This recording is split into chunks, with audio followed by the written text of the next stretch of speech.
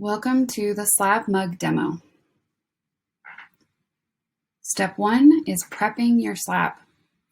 This time you'll be using the slab roller. Please make sure that as you're using it, you remember there are two canvases for a reason. You'll be folding back the top one and placing your clay in between to protect it from getting stuck in the roller. You can adjust the height of your slab on the sides using those black knobs.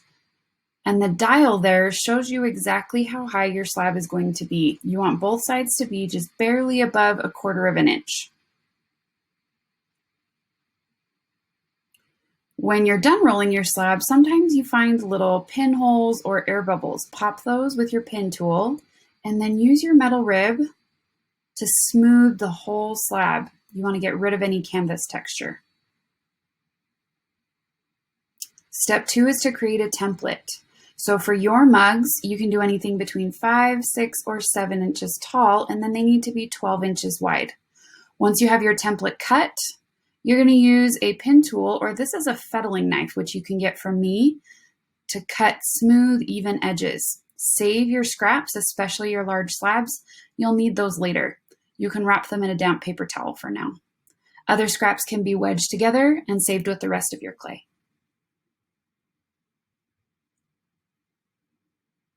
Step 3 is using a former. A former is anything we use to drape or mold our clay around to get a specific form, in this case, your mug.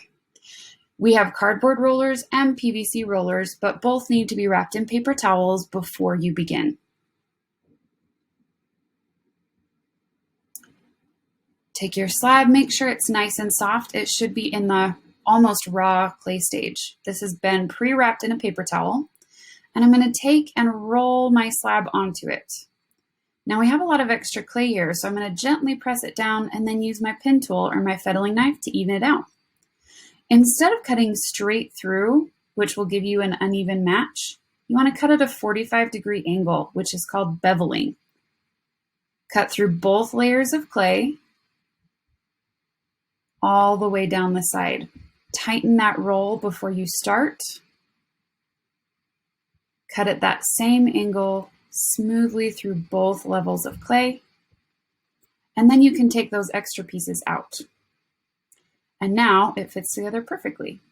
Slip and score both sides. Don't be afraid to use plenty of water. You want lots of slip. And then blend across with your fingers. After you blend with your fingers, use your metal rib to get a really smooth line, and then trim off the extras that you made by smoothing. I can just slice those. Step 4 is smoothing the inside and outside of your mug. So when you look on the inside, there's going to be a line where it's not blended together. You want to blend that so it doesn't become a crack. Take a thin coil, and then you can use your fingers if you can reach those all the way inside, or use your fettling knife or potter's tool to blend those coils across and fill the gaps. Your goal here is to get it as close to perfectly smooth as possible, and it will take you some time, but it's worth it. If you don't do this, your mug will most likely crack. Next, I'm going to take my metal rib, and you want to curve it against the side and just gently smooth the top and sides with your metal rib and then a sponge to get rid of any texture or unevenness. There are 3 forms that you can choose from. Your first form is your basic cylinder. First, you want to take that extra scrap of clay, one of them, and cut out a little slab that's the same size as the bottom of your mug. I already slipped and scored these before attaching. And now you press that top edge in and smooth it with your fingers. If you don't compress it with your fingers, it can crack later. Next, I'm going to use my metal rib and then my sponge to smooth that base, and you want to gently bend it in so it's slightly concave in the middle. Your goal here is to get rid of any evidence that the bottom is even a separate piece. So using my metal rib and my sponge, I'm smoothing it so it's even and straight with the rest of the sides of the mug, and there are no connecting lines. Next, you're going to smooth the inside. use a damp paintbrush to make sure that you get all the little goobers out of the bottom and smooth out any marks from scoring that you didn't need.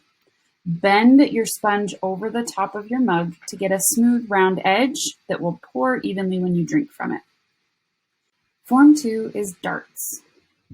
A dart is a triangular piece of clay that you remove in order to make the top or bottom of your mug smaller, or any form you are making.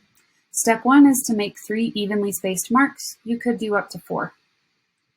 Then you're going to cut a triangle out that's about an inch down and remove it using your pen tool or fettling knife. Save that and then match it up with your other 2 marks and use it as a template so you can cut out triangles that are the same size.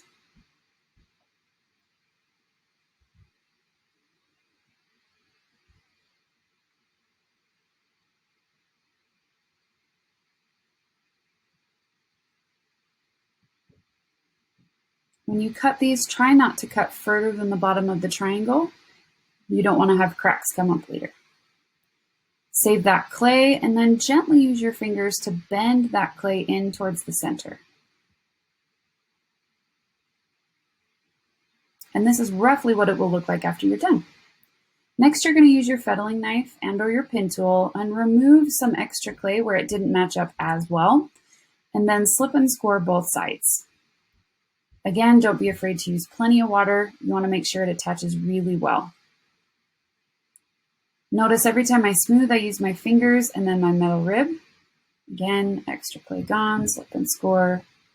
And then I'm going to use that rib to smooth out those bottom edges, bracing my fingers on the inside sometimes so it doesn't collapse. Now we're going to be filling in the bottom. You're going to take another scrap of slab and cut a piece that's roughly the same size as what you have on the bottom. Once you have it the right size, you're going to take and bevel the edges of that triangle. Remember, that's that 45-degree angle. Slip and score the opening and that beautifully beveled triangular piece. And then press it into place and use that wet paintbrush to smooth out the inside where the joins happened.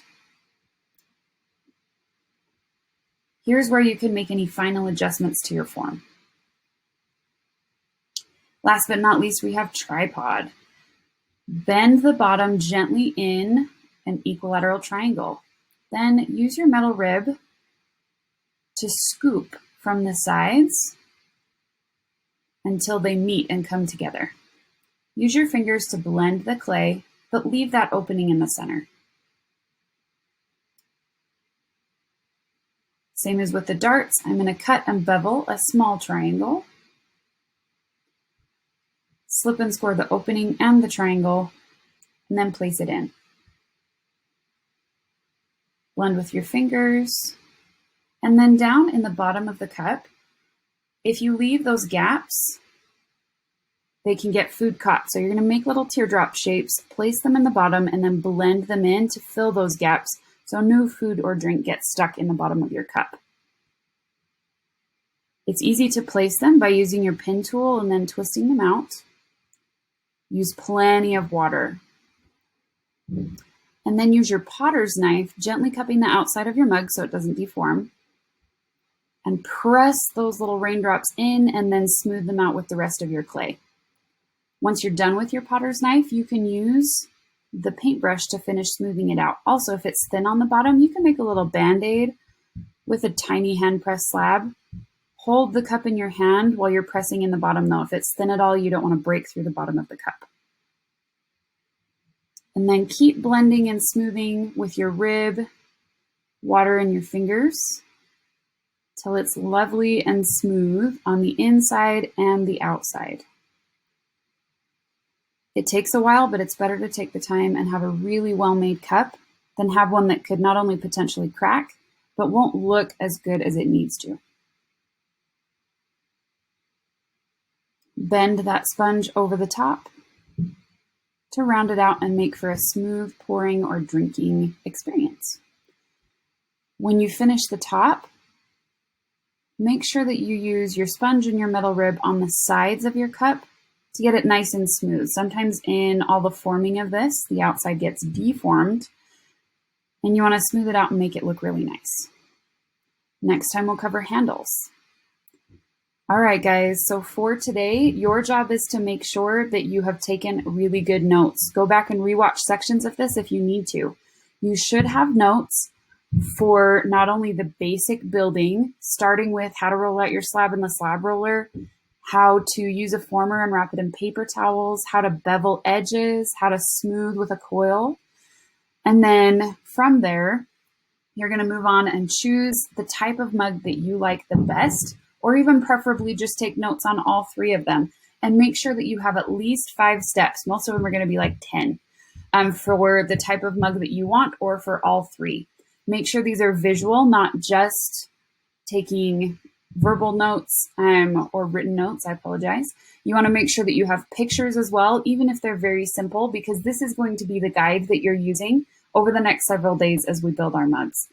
When you're done, turn this in on Canvas. You'll find it on that same hybrid schedule page where you found this video.